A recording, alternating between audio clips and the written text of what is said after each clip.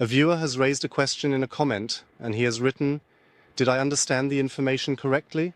The interruption of automatic thinking takes place by writing down the negative thoughts that arise in our minds. What is the method to notice the interruption based on my notes? Do the recorded thoughts undergo any change or remain the same?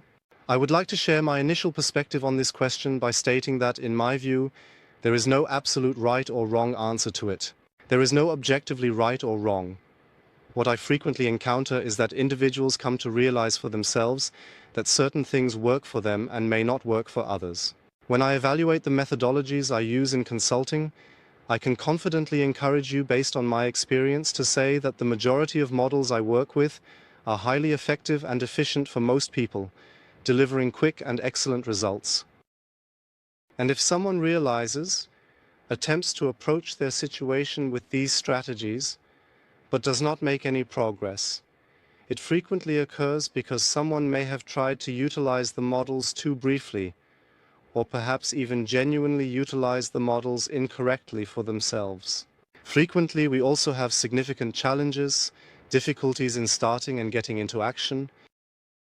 And if you filter out these three factors once, occasionally it simply remains that you say, "We are going a different way than the one we have taken so far. Is okay then." What I find really interesting is that we can already differentiate between right and wrong here, but always from the perspective of the person affected, not from my perspective. That I can now say, "You're doing it, that will definitely be the best thing you can do." But I can tell you, if you continue like before, there will be no difference. So let's try to get into action. Of course, that would be an important point. If we want to develop a state where the person concerned collects experience values for themselves and simply notices and feels that things are changing for the better, things are also changing with their constructive cooperation. In this context, I'd like to address the question from the viewer, and maybe jot down these thoughts again for further clarification and reflection. If we consider it from the viewpoint that one could also express in this place, this is a method to tackle an individual's own circumstances. Certainly you have additional choices too, but in relation to the cost-benefit ratio, I frequently observe that jotting down your own thoughts and concerns is the most straightforward and economically efficient approach.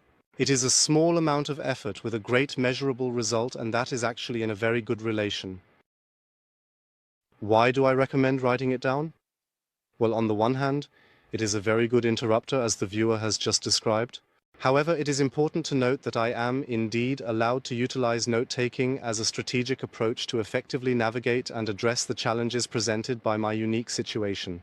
That means, if I now occasionally sit down, take my notebook in the evening, and establish a routine of writing down a few things that I have noticed and observed throughout the day, then, for me, this is closely related to a strategic approach, that I regain awareness of my construction sites, that I may also recall a few inconveniences on which I also intend to enact a change. Or maybe I simply perceive that there are a couple of points where I experience dissatisfaction, where I might desire to modify something about the structures of my practice, how I interact with people, how people interact with me. Only at this particular moment, if I sometimes sit down in the evening, this is strategically a wonderful procedure from the side perspective. Naturally, it is unable to help me interrupt an unpleasant state. That means, if we delve into this writing and express that we don't do it at the point where it was painful, then it has more of a strategic positioning that can assist me in changing my situation on a planning level. But if I say that I want to use it as a disruptor, then of course I have to be close to the situation in a temporal context, where the stressful situation was also present in my mind, in my mental existence. This is a significant differentiation. And when we delve into it a little, for me it is mainly about writing in a situation that is not bound by any, let's say, rules that we would specify. Do it like this, and you will definitely be successful, without any doubts or reservations. The probability is very high, but we have no guarantees included. What I occasionally like to express about it is that writing down our fears is just not a scrapbook. And when we have it full, we somehow receive a prize or have the option to exchange it or I don't know what.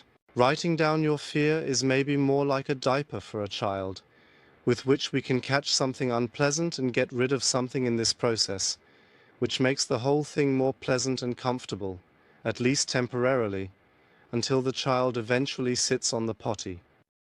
And you don't stick your used diapers from your child to the wall to look at them again later. Also, what I mean is, she doesn't need to start creating artworks. It's not about writing down your fears in a way that you can go through them later, or you get someone to make them accessible to read, and you would collaborate with it again at a later time. Commencing is the most challenging aspect because our mind always presents us with resistance. But simply getting started and getting into action is the most important thing we can work towards in order to then also stay on top of things accordingly. And noting the fears, extract that out of context once more. It serves a point repeatedly and consistently, time and time again. Most of our problems, which we can attribute to mental processes, so feelings that bother someone, are mainly due to the fact that on the mental level, we experience things like fears, worries, inconveniences, worst-case scenarios, negative scenarios, and also focus on physical symptoms.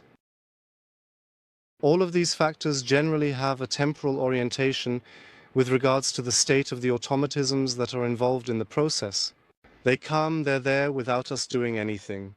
We've trained ourselves, mind works naturally, no action needed. And we can also say trance. But one concept that I would like to emphasize again today is the topic of fusion. In the field of brain research, fusion is commonly described as the process of merging, referring to the fusion of our thoughts with our subjective experience of identity. In the majority of moments in my life, I am not even aware that the thoughts in my head are the only thoughts I have, but I am not defined by those thoughts. In the majority of moments in my life, I don't even have in mind that I have the option to think differently or organize my thoughts in a different way. One could say that one is blind to the company's problems. And if most of the problems we have in our lives come from a point that we describe as fusion, which I like to describe in the videos as automatism or a trance state, then it is above all about making ourselves aware of this fusion again and again. Always reminding ourselves, wait, I'm just in the fusion now, I can distance myself from it quickly. And this state of fusion is the outcome of automatism. That is to say, during the moment of fusion, we experience a domination of our brain's automatic thinking processes. No matter what you do now, if you do anything that you use your consciousness to use your head for, during that time, you are briefly outside the fusion, experiencing a state known as diffusion. You can interrupt the automatism by using your brain for something yourself. Writing down, as just indicated, has the best ratio of effort and result for me. You can also do other things. You can juggle with a running chainsaw. You can tie your partner's mobile phone to a pool cue and balance it on top. Do not take your own. If it falls down, it is broken. It would be stupid. You can do something. The main thing is that you use your brain. And the main thing is that it involves a certain effort, so that it is not so easy for you, and your brain can remain in automatic mode. So it goes central. Even with this question I find there, how can you prepare yourself in advance to hide ace up your sleeve again, which helps you to get out of this state of fusion again and again? And most importantly, to train. I would suggest jotting down everything initially. Jot everything down. Your burdens, concerns, worries, and dissatisfactions are of utmost concern to me. You are welcome to write down any dissatisfaction you experience in everyday life. What do you do with it then? First of all, it's just about interrupting this moment of fusion, to bring more awareness into the situation, and above all, on one hand, to put oneself in the situation of diffusion, but also to train oneself to come out of diffusion more and more in order to increase clarity and focus. And at that point, writing it down has less to do with following rules and then being able to attach it to something, okay, that is how you are doing it right in that moment. It comes with time that you realize for yourself that writing things down helps you. It is a wonderful relief and can bring you some distance from what you just experienced in many situations.